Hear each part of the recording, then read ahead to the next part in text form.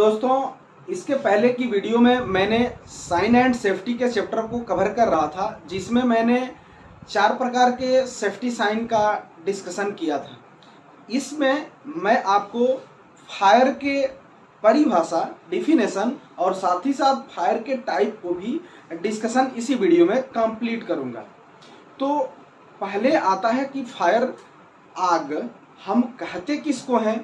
तो किसी भी ज्वलनशील पदार्थ का दहन या जलना ही आग कहलाता है। अब इसकी परिभाषा आपको, डिफिनेशन हम लिखते हैं और आपको समझाते हैं। परिभाषा है कि किसी ज्वलनशील पदार्थ का दहन या जलना आग कहलाता है। अब कोई भी पदार्थ का जब दहन होता है, जलता है, तो उसमें काफी मात्रा में ऊष्मा और अन्य प्रकार की अभिक्रियाएं उत्पन्न होती हैं। और कहीं भी आग लगने का जो कारण होता है वो 3 कारक होते हैं। पहला जो होगा कि ईंधन यानी फ्यूल आ जाए, उसके बाद हीट हो, और तीसरे नंबर पे ऑक्सीजन हो। मतलब कि कहीं ईंधन हो और वो हीट हो और आग लगे और वहां पे ऑक्सीजन, ये तीनों जब चीज का एक साथ मिलन होता है तो वहीं आग का निर्माण हो जाता है। अब ये आग लग गई तो 3 कारक जिम्मेदार हुए। अब इसमें है कि जब 3 कारक हुए, आग लगी, तो इनमें तीनों में से किसी एक को यदि हम हटा दें तो आग बुझ जाती है। तो इनके आग बुझाने के 3 तरीके भी होंगे। तब इसमें क्या तरीका है कि यदि हम ऑक्सीजन की सप्लाई को काट देते हैं जहां कहीं आग लगी हो, जैसे मैं आपको बताएं तो यहां जैसे मान लीजिए कि इस सरफेस पे आग लगी है, यहां आग लगी है और यहां पे हम 3 कारक तो जिम्मेदार होंगे। जैसे मान लीजिए कि यहाँ पे 3 कारक हो जाएगा। 3 कारक में क्या है कि यहाँ आ गया ऑक्सीजन और यहाँ आ गया ईंधन और यहाँ आ गया ऊष्मा। तो कहने का मतलब है कि ऑक्सीजन, ईंधन और ऊष्मा एक साथ जब मिलेंगे तो वहीं पे आग का निर्माण हो जाएगा। आग हो गई। अब जब ये आग लग गई तो इन्हीं को बारी बारी से एक एक को अलग करके हम इस आग को बुझा सकते हैं और वो एक तरीका हो जाएगा। तो कहने का मतलब यह है कि ये आग लगी है तो यहां से यदि हम ईंधन की सप्लाई को काट करके आग को बुझाते हैं तो इसे हम कहेंगे स्टार्विंग। ये स्टार्विंग होगा। यदि आग लगी है और यहां से हम ऑक्सीजन की सप्लाई काट के आग को बुझाएं तो इसे हम स्मूथरिंग कहते हैं। और तीसरा है कि यहां आग लगी है और यहां हम कूलिंग के द्वारा, जल के द्वारा कूलिंग, ठंडा पा करके आग बुझाते हैं तो वो एक तरीका कूलिंग का होता है। तो इसको हम बारी बारी से इसका डिफिनेशन बता देते हैं आपको। अब इसमें क्या है कि आग बुझाने के 3 तरीके होते हैं। आग बुझाने के तरीके, अब ये आग बुझाने के तरीके जो है, पहला जो है कूलिंग। तो यहां जब ऑक्सीजन, ईंधन और ऊष्मा इकट्ठे एक बार आ गए, एक साथ आ गए तो आग का निर्माण हो गया। तो वहां पे हम शीतल जल, कूलिंग, शीतल जल का अगर प्रयोग करके उस हीट को ठंडा कर दे रहे हैं तो ये तरीका आग बुझाने का जो होगा वो कूलिंग का होगा। दूसरी चीज, अब यहाँ पे स्टार्विंग है तो स्टार्विंग का मतलब होगा कि ये तीनों है, इसमें से हम ईंधन की सप्लाई को काट दें, यानी ईंधन को हटा दें और ये दोनों बचे। तो ईंधन यानी आग लगा है, उस स्थान से ईंधन की सप्लाई को काट दें, हटा दें, तो ये आग बुझाने का जो तरीका होता है इसे हम स्टार्विंग कहते हैं। और तीसरा जो है स्मूथरिंग, स्मूथरिंग का मतलब होता है जहां पे आग लगी है और वहां पे हम ऑक्सीजन की सप्लाई काट करके आग बुझा रहे हैं, तो ये जो प्रक्रिया कहलाती है वो स्मूथरिंग कहलाती है।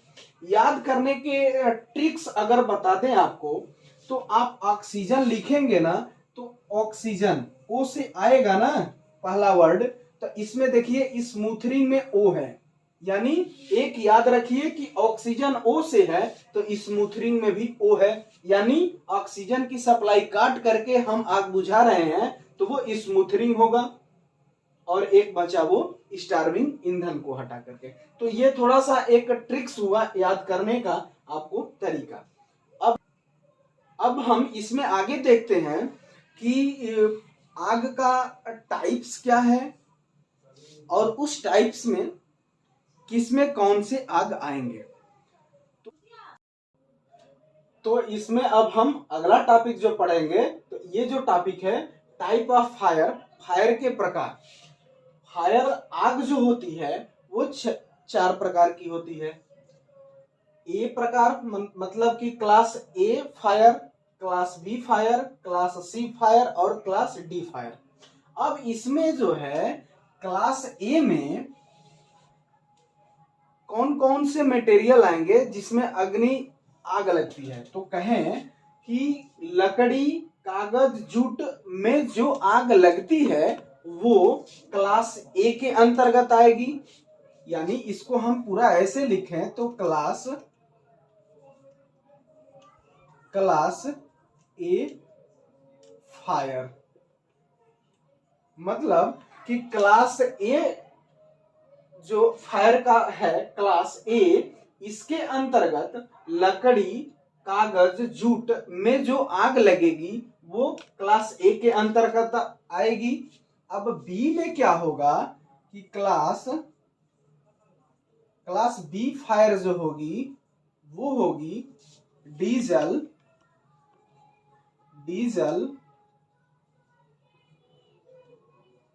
पेट्रोल, केरोसिन,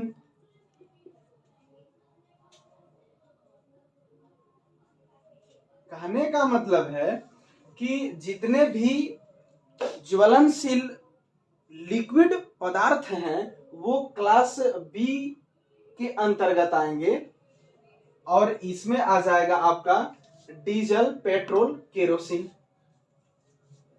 अब इसमें सी जो है क्लास सी फायर के अंतर्गत जो आग लगेगी इसमें क्या आएगा, तो जैसे आप ले लेंगे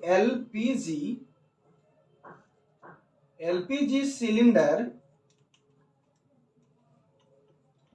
एलपीजी सिलेंडर में जो आग लगेगी वो जो है क्लास सी के अंतर्गत आएगी। और साथ ही साथ यदि इलेक्ट्रिक से चलने वाले उपकरण जैसे प्लग और सॉकेट पर किसी उपकरण को जब हम ऑन करते हैं तो हाई इंडक्टेंस के कारण उसके संपर्क पर, प्लग पर जो स्पार्किंग उत्पन्न होती है वो भी क्लास सी के अंतर्गत आएगी। यानी यहीं पे लिख देते हैं कि प्लग के संपर्क बिंदु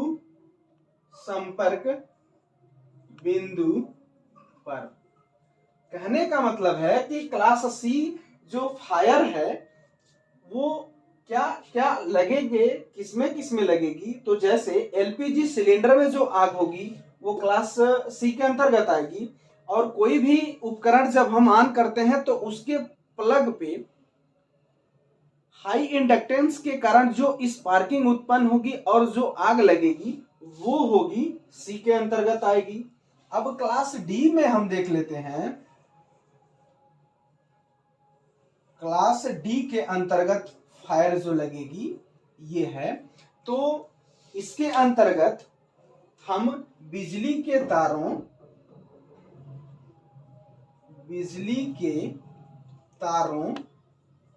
उपकरणों और साथ ही साथ धात्विक पदार्थों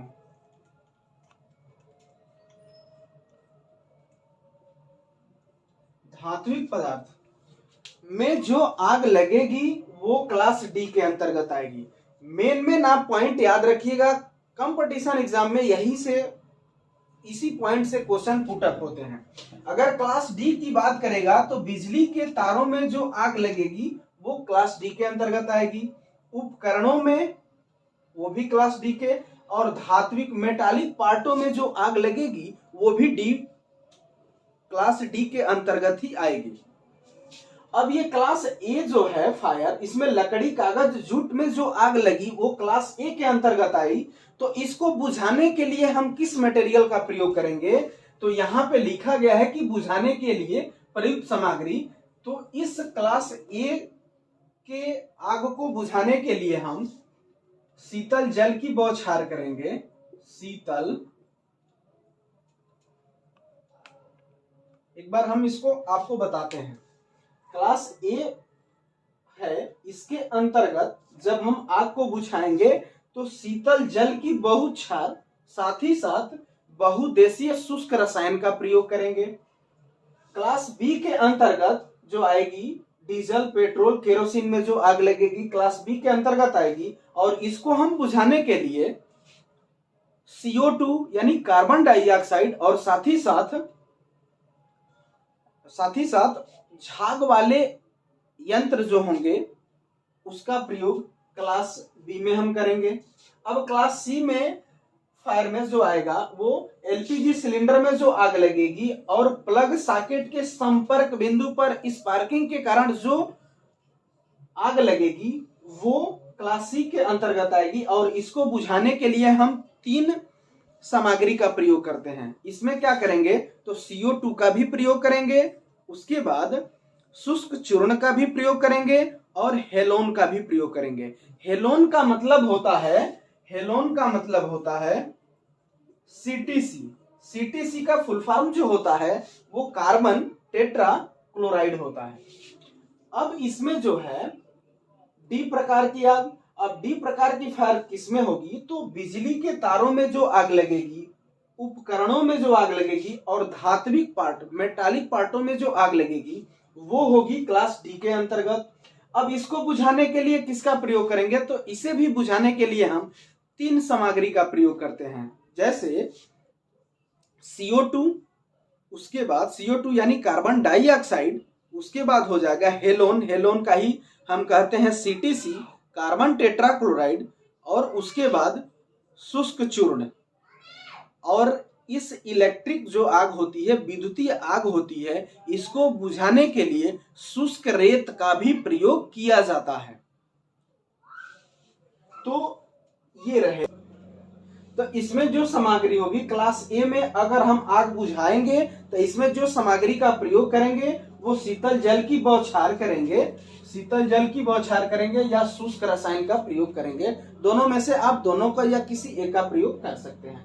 क्लास बी फायर में लगने वाली आग जो होती है डीजल, पेट्रोल, केरोसिन में जो आग लगेगी क्लास बी के अंतर्गत आएगी, और इसमें जो बुझाने के लिए हम यंत्र का प्रयोग करेंगे, सामग्री का प्रयोग करेंगे वो CO2 और फोम टाइप रसायन यानी झाग वाले यंत्रों का प्रयोग इसी में करेंगे। बोले तो इसी फोम टाइप को हम कह सकते हैं झाग वाले सामग्री। इसके बाद क्लास सी फायर आएगा। इसमें क्लास सी फायर जो होती है जैसे एलपीजी सिलेंडर और विद्युत उपकरणों को ऑन करने पर उसके प्लग एंड सॉकेट पे जो आग लगेगी वो भी सी के अंतर्गत ही आएगी।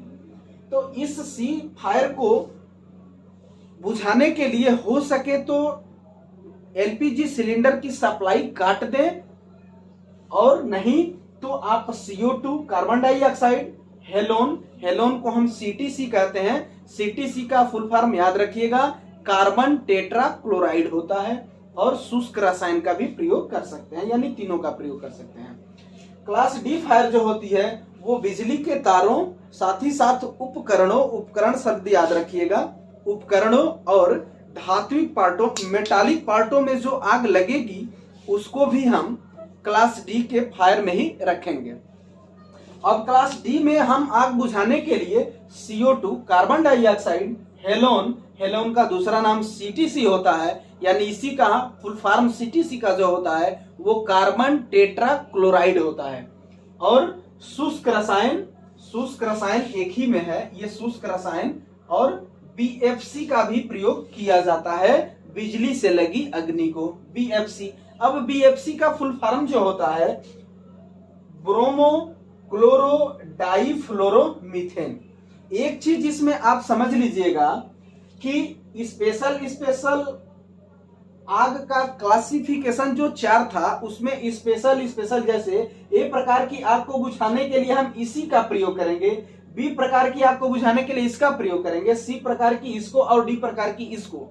लेकिन अगर क्वेश्चन पूछता है कि सभी प्रकार की मतलब चारों प्रकार की आग को बुझाने के लिए किसका प्रयोग किया जाएगा, तो आप कहेंगे कि BFC का प्रयोग किया जाएगा। BFC जो है ना वो सभी प्रकार की आग को बुझाने के लिए प्रयोग किया जाता है। और इसका BFC का फुल फॉर्म जो हुआ क्लोरो ब्लोरो डाइफ्लोरोमेथेन होता है।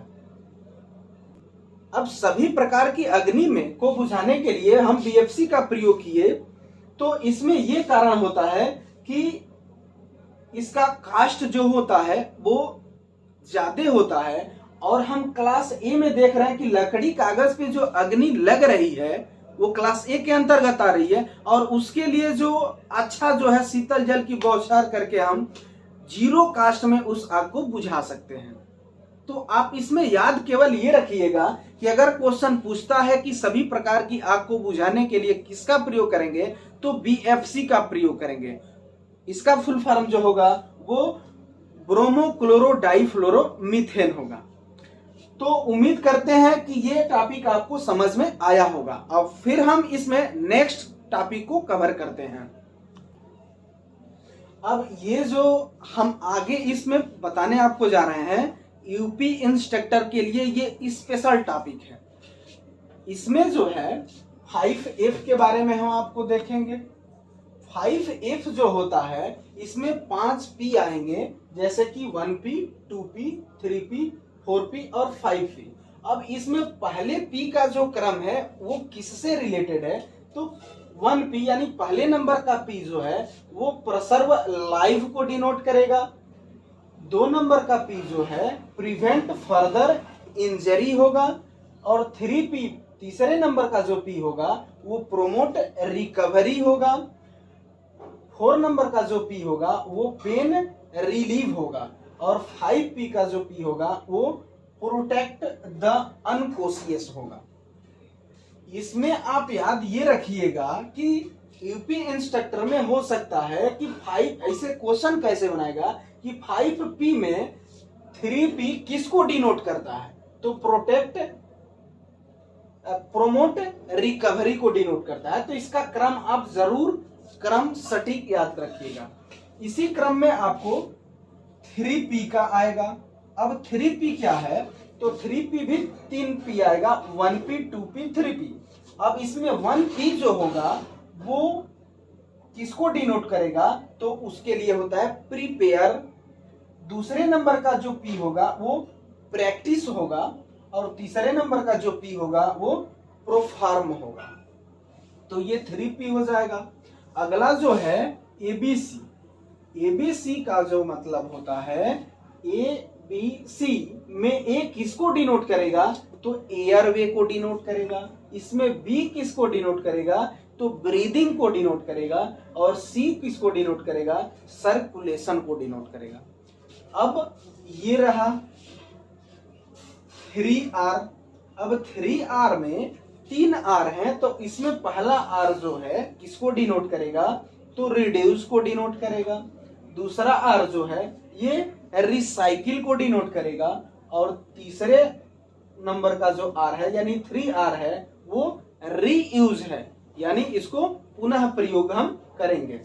तो S है 5S जो होता है ये हाउस कीपिंग से संबंधित होता है। और इसमें हम किसी भी इंस्ट्रूमेंट का उपयोग करते हैं तो उसको एक क्रम से हम रखें, तो इसी को ये इंडिकेट करता है, निर्देशित करता है, आपको बताता है।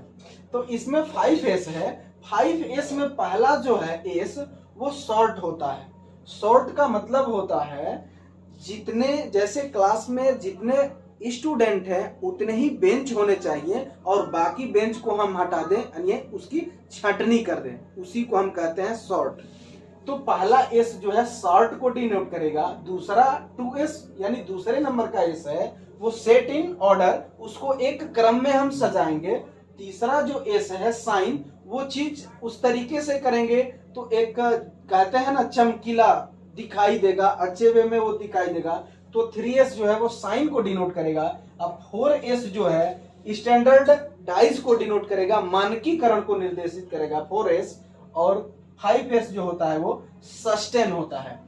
ये आप यूपी इंस्ट्रक्टर का जब आप पेपर देंगे, जैसे मॉडल पेपर आप जरूर मार्केट से देखेंगे, तो उसमें 5s में पूछा गया है कि 5s में 1s फर्स्ट नंबर का जो s है वो किसको डिनोट करता है, तो शॉर्ट को डिनोट करता है। तो 5s में ये आएंगे, आप अच्छे से इसको याद रखिएगा। उसके बाद हम 5e को देख लेते हैं। 5e जो है ये भी इम्प्लायबिलिटी, इसके क्वालिटी और सेफ्टी दोनों चैप्टर में ये आने वाला है।